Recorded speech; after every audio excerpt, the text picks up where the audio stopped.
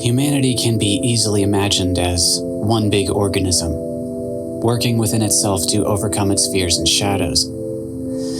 We seem to be multiple instances of one life. When you look at how much every one of us really has in common, it's often more than we care to face head on. Since the beginning of our history, we've been discovering together what does and doesn't work within human interaction. And I do mean an awful lot of what doesn't work. The experiment is almost over, if you would allow the need to constantly look downward, then skyward, then downward again, to come to its final measly end. I say downward because we are often looking down on someone, or we are looking down in shame. When you are looking at your shoes, you are often imagining the people you hope are somehow more despicable than you at the same time. You do this in an attempt to ignore your own shame and guilt you have long hidden within you and covered up with a big smile and loud voice. Then I say looking up because we are often looking up to people who must certainly be superior to us. When you are looking up to someone who seems above you, it is the exact same energy as looking downward in shame. It is the exact same. Look at this one.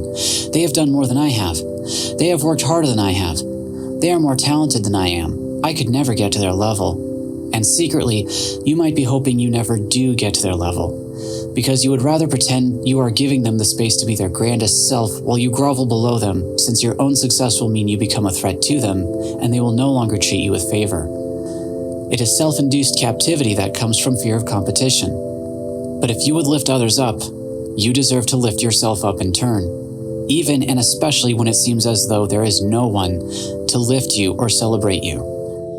So it is either all of that, or we are looking up and longing to a world in our imagination we've decided could never be possible. When you keep wishing your world could be a better place, you are displacing time and energy you can use for actually making your world a better place. How do I do this? You do it by ending the need to look up and down all the time. Stop looking down on people. Stop seeing people as somehow above you. What if everything that they have done is because they're hiding a part of themselves they never want to see and hope that you never see? What if the people who seem below you are desperately broken? Well, it seems that everyone around would rather despise them instead of inspiring them to improve. They are only calling to your attention aspects of yourself you choose to hold in disgust rather than hold in acceptance. Whatever you can accept about yourself does not have to be something you enable or condone. It simply means that you've decided you can be okay with the presence of something that seems to be wrong with you. When you can do that, you can face what seems to be wrong with you. When you can face it, you can do something about it. You can heal it.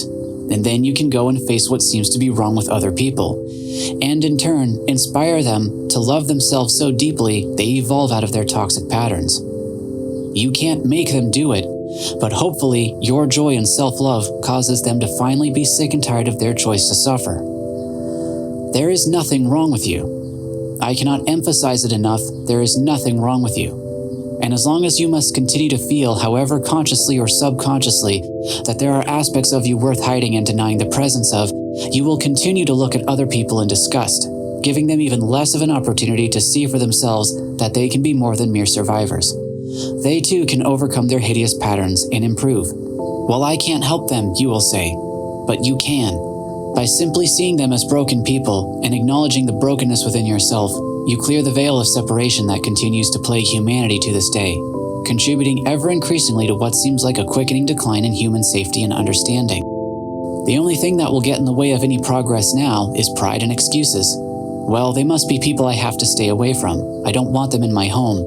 I don't want them in my restaurant. I don't want them around my kids. I don't want them in our schools or hospitals.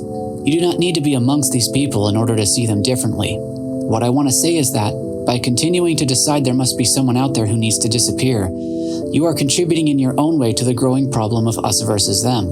It is a primary contributing thought process to any kind of fighting and altercation. But they need to be taught a lesson. I assure you, all you did was give them a reason to continue seeing themselves in a poor light, where they project that poor self-judgment onto the people you already hate them for hating. It is a self-cannibalizing aspect of society that is becoming increasingly exposed. Humanity will have to evolve out of it. And for those who are not ready to do so, the road becomes harder and harder until prolonged fighting and heartache is once again the answer. Then what did we learn? To keep fighting and hating? Well, it's them. They're dangerous people. Then you can stay away from them to the best of your ability. All I'm asking is that you practice the willingness to see what about them is something you might not want to see and face about yourself. Maybe nothing? Then it should be no problem to take a look inside of yourself. Just do it for fun sometime. The results might surprise you. If love is the answer, then love should be the answer despite every possible reason to not love someone. Love them from a nice long distance if you need to. There is wisdom in loving someone from arm's length. And for those of you who must deal with the very people you resent on a regular basis, why not tell them a good joke sometime? All those different types of walls they keep putting up, as well as all of those walls of your own, is what's making it so difficult to be around them anyway. Unity, true unity, cannot come with conditions. You deal with the people you meet every day and do your personal best to be the inspiration they need to finally decide it's safe to put away their need to fight and be in fear. This goes for absolutely everyone. No one is exempt from this work, and you can stay in your apartment or your vehicle or mansion and never interact with anyone. You don't have to look very far to see how unhappy a situation that is, and how unhappy those kinds of people are. You're not going to get all of this in one swing. It takes fervent practice, and if you can take the risk to truly believe that you can love yourself and anyone against all odds, you are absolutely correct. Any fear you have, just see it as an excuse, because it is. Fear and discernment are two very different things. Bless your journey.